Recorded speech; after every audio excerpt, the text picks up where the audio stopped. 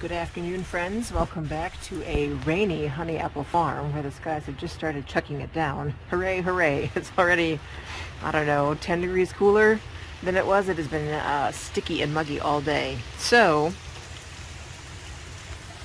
it is time to make some bread, methinks, because what else are you going to do when it's chucking it down?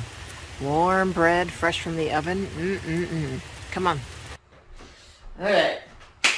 Bread making time. This is really easy because of this lovely book. It is called Handmade, The Modern Guide to Made from Scratch Living, and it's by Melissa K. Norris, who I'm on her newsletter list. I actually don't follow her on YouTube or on her podcast, but she has this awesome recipe for a master bread dough, and I bought this book a couple years ago and read it, and then just didn't do anything with it. I bought it to support her, and I reread it a few months ago, and I have been trying all kinds of recipes from inside of here. And the one, this is where the cinnamon raisin bread has come from. I've made pizza dough from this bread.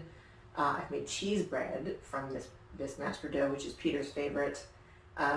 There's also a pretzel recipe that I have not yet tried, as well as a cinnamon roll recipe, which I have not yet tried. So, this is the master dough.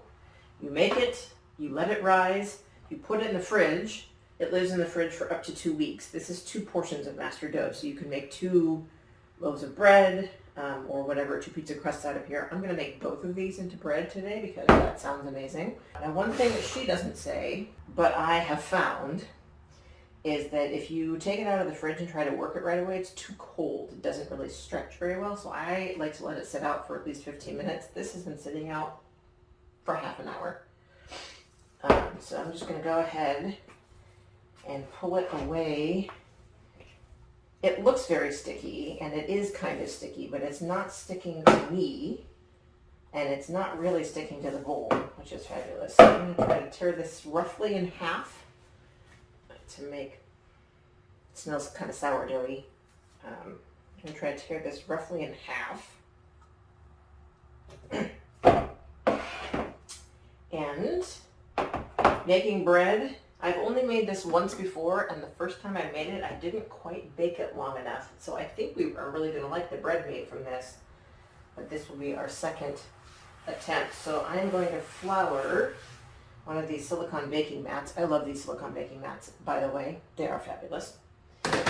Flour the silicone baking mat, and then, it's trying to stick to its body in there already. All I'm going to do is stretch it out. The instructions say to roll this out to the approximate, so this way is going to be the same width as my bread pan, and then you can roll it out long ways as much as you want. Now, I actually am not going to bother to roll this because it doesn't need to be very thin. I washed my hands before I did this. I'm literally just going to take it and stretch it out. So I'm going to go ahead and roll this up. One of the other things she taught in her bread making webinar I took a while ago is to take the ends and kind of tuck them under because it creates a little bit of tension along the top of the loaf, so that's why I'm doing that. Alright, so then these will rise for at least an hour. Hopefully they're about as tall as the pan when they're done, and then I will bake them. Okay, so these have been rising for about 3 hours. I had them rise for an hour, but since the weather changed and the cool air has been coming in, they didn't rise very much. So for the last probably hour or so, I've had them on top of the warm oven. So these are ready to go in. They'll go in for, last time we put them in for 30 and they were underdone. So we put these in for 40 minutes. When they come out, I'm going to slather them with butter on top and let them cool, and we'll see how they taste. Okay, folks, so here we have the final product. Doesn't that look good? And again, I wish I could have you guys smell it. It smells so good. It definitely looks done, although there's a little bit in the middle that's kind of mushy. But yes, it looks like it smells so good. And I'm going to go ahead and have a taste. This one, let me turn the camera around. All right, let's take a bite of this and see how we did. Oh yeah. Oh yeah.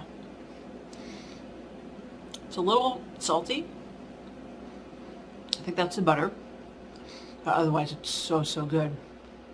Exactly what I want on a cool, rainy day. Thanks, guys, for sticking around. I hope that you have had a great day. I wish I could send a piece of this to you, but since I can't, I will send you a virtual, fresh-baked piece of bread. Wish you a fabulous rest of your day, and hopefully I will see you next week for week 2 of the YouTube adventure. Thanks for sticking around. Bye.